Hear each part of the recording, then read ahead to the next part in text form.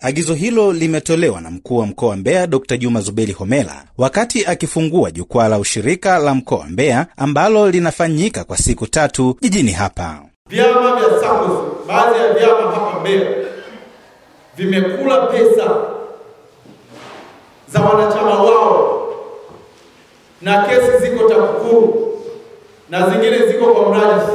Zishughulikie hizo kesi haraka. Haki lazima itendeke. SACCOS zote lazima zifanyiwe kazi. Tusiendelee kuumiza wanachama. Kama kuna watu wanaopelekwa mahakamani, wapelekwe mahakamani.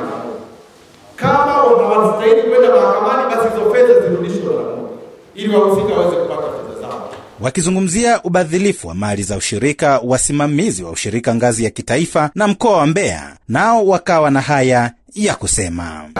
Sasa hivi tayari tumeshatoa tangazo la serikali. Kuna baadhi ya vyama ambavyo vilikuwa vinashindwa kulipa kwa wakati, kuna baadhi ya vyama ambavyo vilikuwa vina changamoto za kiusimamizi. Kwa hiyo hatua zimechukuliwa na sasa tumeweka bodi mpya. Sasa vyama vipo tofauti kutokana na aina ya chama. Kuna vyama vya mazao, lakini kuna SACCOS, kuna vyama vikuu. Vipo kategori tofauti ambavyo tumechukua hatua. Na tunaendelea. Si kwamba kwa hawa tu, hapana. Sasa hivi hata sheria ambayo tumebadilisha inaendelea kutoa nguvu kubwa kwa mrajisi kuweza kuchukua hatua. Inapotokea changamoto yoyote kama hizo umezungumza, ubadhilifu pamoja na changamoto zingine labda za kukiuka kwa maadili, tunaamini kabisa kwamba hii ni mmoja kati ya njia bora ambayo itasaidia sasa katika kuwekana kwenye mistari. Sawa. Kuweka kwenye mistari ili kusudi kila mtu aweze kujua jukumu lake ni lipi. Lakini pale ambapo tutajiridhisha kabisa kwamba kweli kuna changamoto imejitokeza, basi mamlaka mbalimbali kila mmoja kwa nafasi yake watachukua hatua.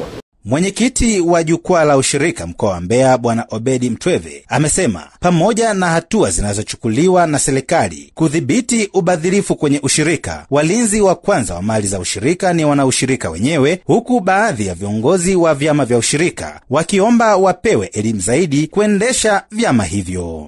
Wenye mali kwenye ushirika ni wanaushirika wenyewe na wana wajibu wa kulinda mali zao wenyewe. Sasa kwenye kulinda mali hizo za wanaushirika, sehemu kubwa ni lazima wachague watu ambao ni waadilifu.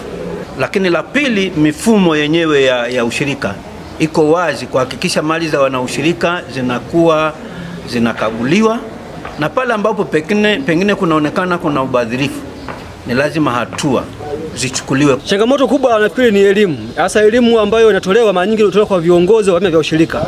Lakini kwa wanachama wale ambao vyama vya msingi ndio elimu ni ndogo. Sasa iwapo vyama vya ushirika viongozi wakipewa maagizo toka juu, wakipewa vyama vya msingi. Nikiripoti kutoka hapa mkoani Mbeya, mimi ni Samuel Mpogole.